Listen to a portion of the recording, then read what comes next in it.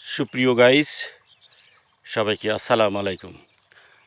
আমি আজ এসেছি মাঠের মধ্যে, সবুজ ফসলের মাঠ। এখানে একটি তিলের জমি দেখতে পাচ্ছি। আমি যে বিষয়টি নিয়ে কথা বলতে চাচ্ছি, আপনাদের দেখাতে চাচ্ছি, প্রকৃতিতে থেকে একটি প্রজাতি হারিয়ে যাচ্ছে, সেটা আপনারা অবশ্যই লক্ষ্য করছেন। এখানে দেখেন ফুল, অজস্র ফুল, তিলের ফুল।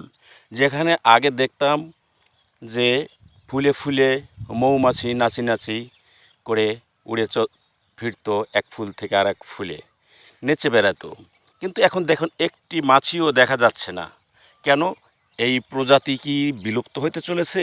এবং কেন এই প্রজাতি বিলুপ্ত হতে চলেছে তার কারণ হয়তো আপনারা জানেন।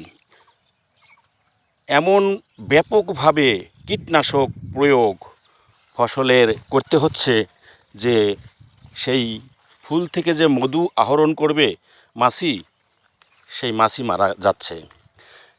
বিষ ছাড়া এখন আর ফসল হয় না, তাই কৃষকেরা বাধ্য হয়েই অনেক অনেক টাকা ব্যয় করে বিষ প্রয়োগ করছে এই ফসলে। একটি ফুলেও কি মৌমাছি দেখতে পাচ্ছেন? কিন্তু আমরা যখন দেখেছি এর আগে, অজস্র মাছি ফুলের মধ্যে ঢুকে ঢুকে মধু সংগ্রহ করত। আরেকটা বিষয় দেখেন, আজ কয়েক বছর হলো আমি দেখি কোনো মৌচাক চোখে পড়ে না গ্রামে। আমার নিজের বাড়িতেই 4টি করে চাক বসতো এই ফুলের মৌসুমে, কিন্তু এখন একটি চাকও নেই। কেন? কোথায় গেল?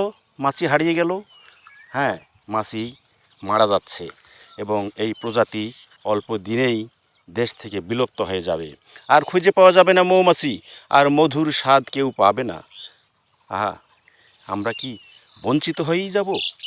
হ্যাঁ, যদি এখন এই রাসায়নিক বিষ থেকে আমরা শিক্ষা নেই, যেটা প্রয়োগ করা যাবে না এবং মাত্রা অতিরিক্ত ব্যবহার করা যাবে না, এবং জৈব প্রকৃতির মাধ্যমে বিষ তৈরি করে যেগুলো সহনীয় পর্যায়ে থাকে সেইগুলো ব্যবহার করতে পারলেই তবেই হয়তো এই প্রকৃতির ভারসাম্য রক্ষা হবে।